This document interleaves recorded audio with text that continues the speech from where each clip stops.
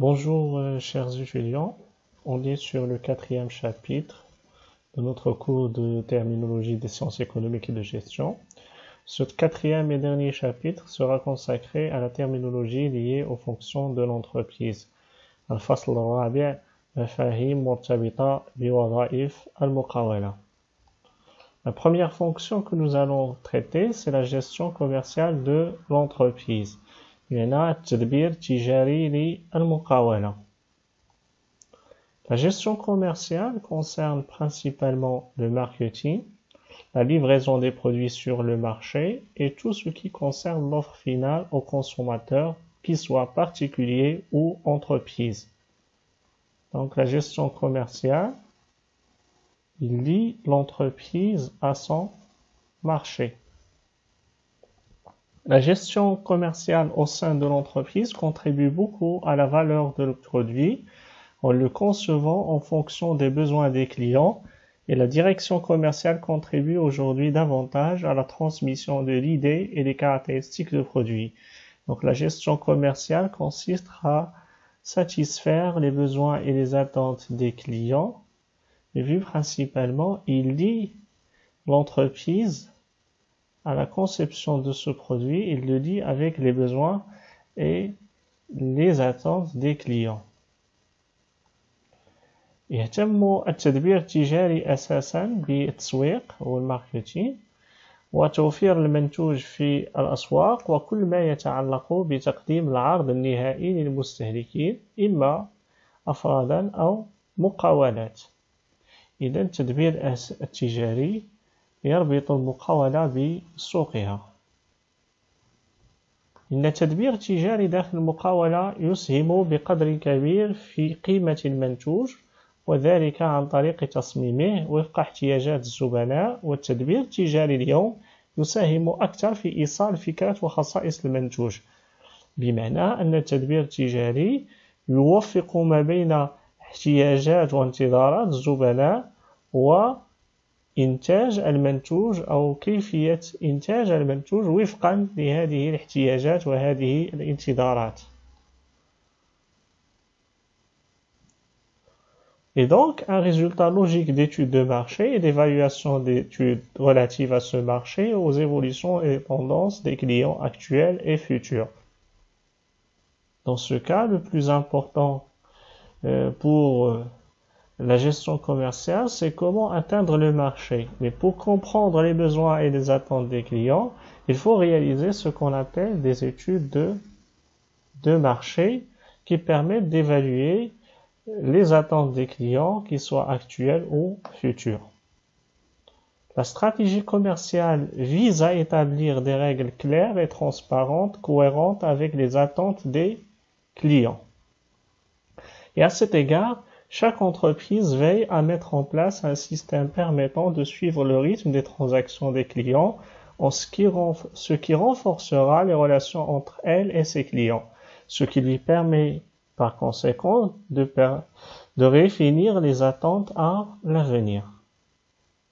Donc la stratégie commerciale permet de mettre ce lien entre l'entreprise et sa clientèle pour traiter les transactions de façon durable, de manière à satisfaire toujours les besoins et les attentes des clients.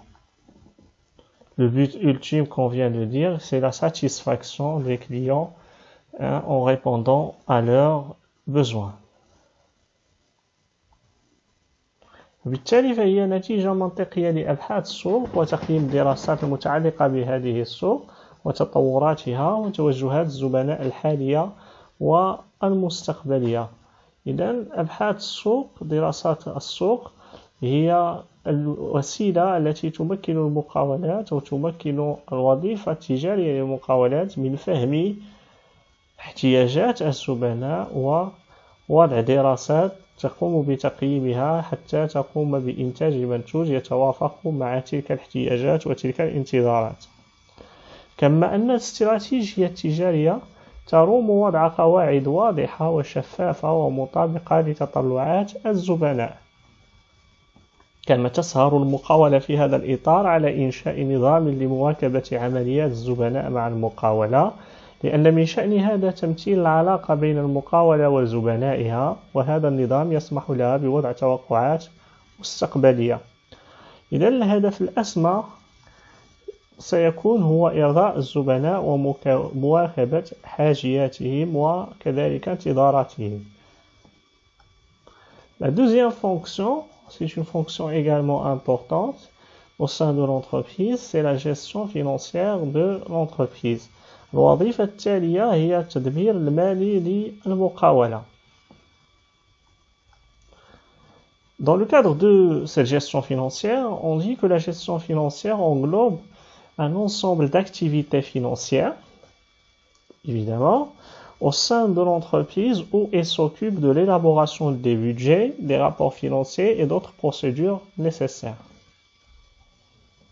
La gestion financière permet d'identifier les priorités de l'entreprise et d'en analyser les conséquences afin de déterminer sa validité financière. Les fonds doivent être utilisés de manière appropriée, ce qui nécessite des procédures internes au niveau de la fiabilité financière, c'est-à-dire la transparence tout simplement, à exécuter par le responsable financier de l'entreprise.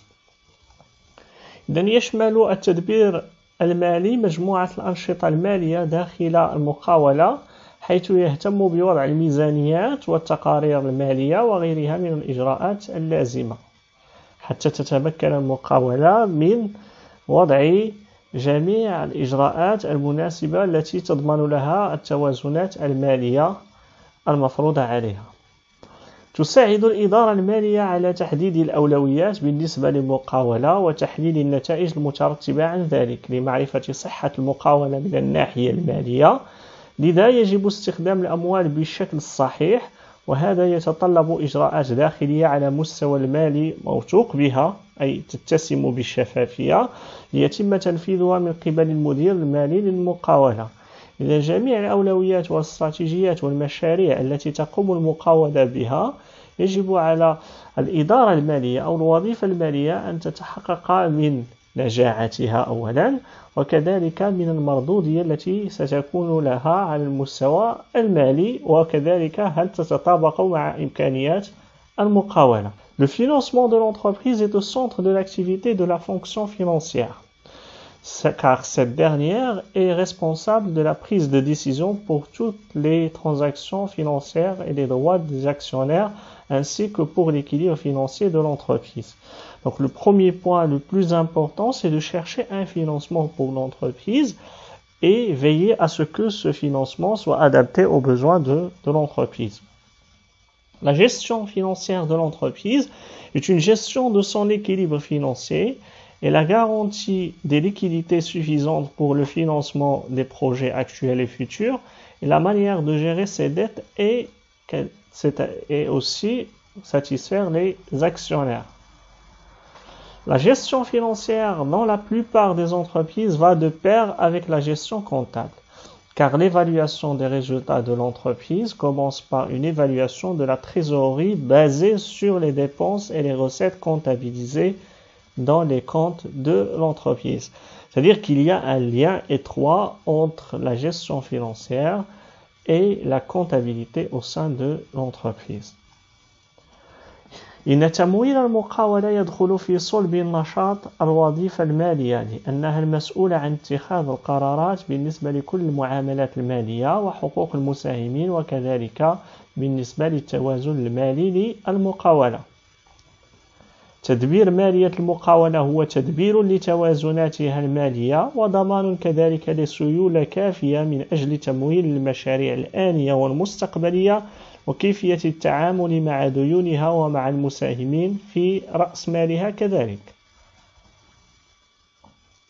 الإدارة المالية في جل المقاولات تشتغل إلى جانب الإدارة المحاسباتية، لأن كلاهما يكمل الآخر ويعتمد عليه في جل العمليات، ذلك أن تقييم نتائج المقاولة يبدأ بتقييم نقدي يقوم على التكاليف والإيرادات التي تسجل في حسابات المقاولة.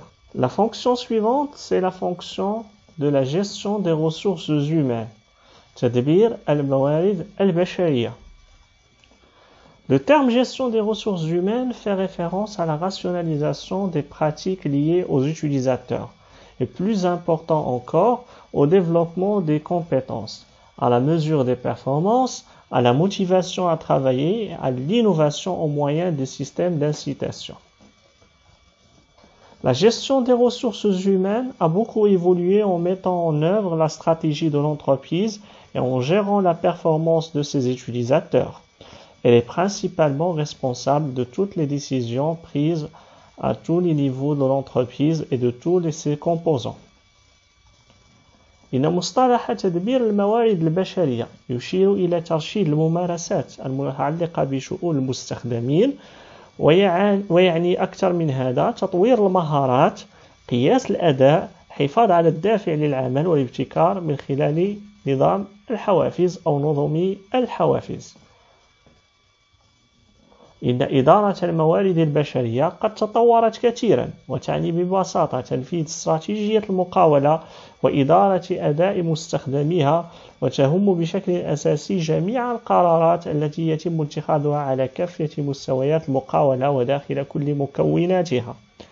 إذن في السنوات الأخيرة عرفت تدبير الموارد البشرية تطورا مهما كان من شأنه ربط أداء الموارد البشرية بأداء أفضل في ظروف أفضل، وكذلك من أجل ربط احتياجات الموارد البشرية بأداء المقاولة، وكذلك قدرة المقاولة على تفهم احتياجات مستخدميها، على تطوير أدائهم وعلى تحفيزهم أكثر على الأداء في ظروف جيدة.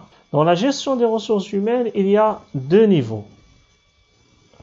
Gestion stratégique, elle couvre toutes les décisions qui concernent les employés à long terme. Gestion exécutive immédiate, c'est-à-dire toutes les décisions à court terme, qu'il s'agit des congés, des salaires, etc. في تدبير الموارد البشرية يوجد مستويان أساسيان. المستوى الأول هو التدبير الاستراتيجي، وهو الذي يشمل جميع القرارات التي تهم المستخدمين على المدى الطويل. التدبير التنفيذي الآني ويهم جميع القرارات على المدى القصير أي الإجازات أو الأجور إلى آخره. على المدى الطويل هناك تدبير استراتيجي يروم تدبير احتياجات المقاولة من الموارد البشرية، إلى جانب ذلك تحفيز أدائها على المدى البعيد، وضع استراتيجيات على مستوى التكوين، على مستوى التشغيل، على مستوى التحفيز. أما بالنسبة للتنفيذ الآني فهو يهم جميع الإجراءات التي تتم على المدى القصير، وهي أداء الأجور في أوقاتها، ضبط نظام حوافز يستجيب لحاجيات الموارد البشرية، تنظيم الإجازات وفقا لاحتياجات المقاولة وكذلك لاحتياجات المستخدمين بطبيعة الحال.